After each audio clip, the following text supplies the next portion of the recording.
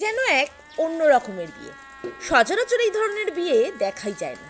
একদম সাজো সাজো রব পুরো হাওড়া শহর জুড়ে। এক জায়গায় একসঙ্গে বিয়ে হলো ৩৩ জোড়া পাত্রপাত্রী। গতকাল সন্ধ্যায় গণবিবাহের আসর বসে হাওড়া জেলার দাসনগরে। রাজ্যের বিভিন্ন প্রান্ত থেকে এসেছিলেন পাত্রপাত্রীরা। গণবিবাহ উপলক্ষে বৃহস্পতিবার জমজমাট হয়ে উঠেছিল দাসনগরের বালিটিকুড়ির তনুশ্রী ভবন।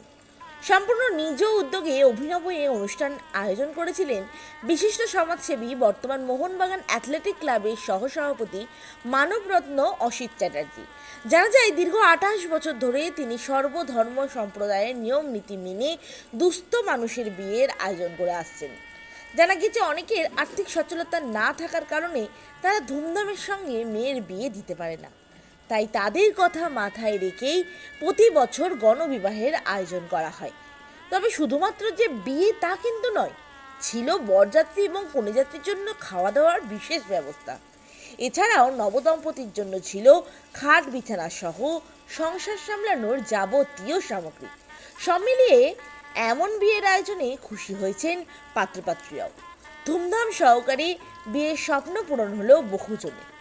গণবিবাহকে কেন্দ্র করে বিবাহ আসর ছিল চাঁদের হাট। রাজ্যের নেতা মন্ত্রী থেকে শুরু করে চিত্রজগতের অভিনেতা অভিনেত্রী, এমনকি খেলার দুনিয়ার অনেকেই উপস্থিতি লক্ষ্য করা গেছে এই বিয়ের আসরে। মন্ত্রী অরূপ রায়, ববি হাকিম, অভিনেত্রী বুলবুলি বাজা, অভিনেতা দেবরাজ চট্টোপাধ্যায়, ফুটবল খেলোয়াড় দীপদিন্দু বিশ্বাস সহ বহু বিশিষ্ট ব্যক্তি নবদম্পতিদের আশীর্বাদ করেন। অসিতবাবু সাংবাদিকদের বলেন, দীর্ঘ ২৮ বছর ধরে মায়ের নির্দেশে এমন মহতি কাজ করে আসছেন তিনি।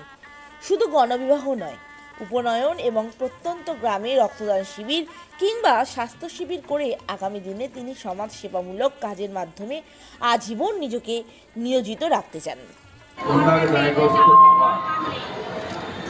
তারা জানে যে মেয়ের বিয়ে এটা কত বড় কঠিন কাজ।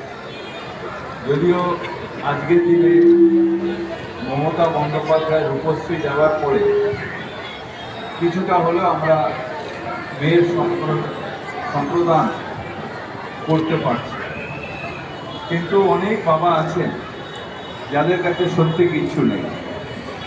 তারা মেয়ের বিয়ে কিভাবে দেবে রাত্রিরে ঘুম আসে। তখনই অসিতদার মতন মানুষ পাশে দাঁড়িয়ে বলে, সমাজের এই কষ্টটা আপনার দায়িত্ব আমি ঘাড়ে তুলে দিচ্ছি। আপনার মেয়ে, আমার মেয়ে, তার বিয়ে আমি দাঁড়িয়ে থেকে দিচ্ছি। এটা অত্যন্ত বড় কাজ, ভালো কাজ, যে কাজের জন্যে সমাজে যারা সত্যি গরিব মানুষ তাদের প্রচুর উপকার হবে। আমি আজকের দিনে যারা নবদম্পতি তাদের সবাইকে আশীর্বাদ করি, তাদের জীবন সুন্দর হোক, সুন্দরভাবে কাটুক। অনেক স্বপ্ন, যখন একটা মেয়ের সম্প্রদান হয় তখন অনেক স্বপ্ন থাকে তার, সেই সব স্বপ্ন জীবনের সত্যি হোক। ভগবানের কাছে এই আশীর্বাদ চেয়ে আপনাদের সবাইকে, যারা এসছেন তাদের শুভেচ্ছা ওদের সাথে থাকবে।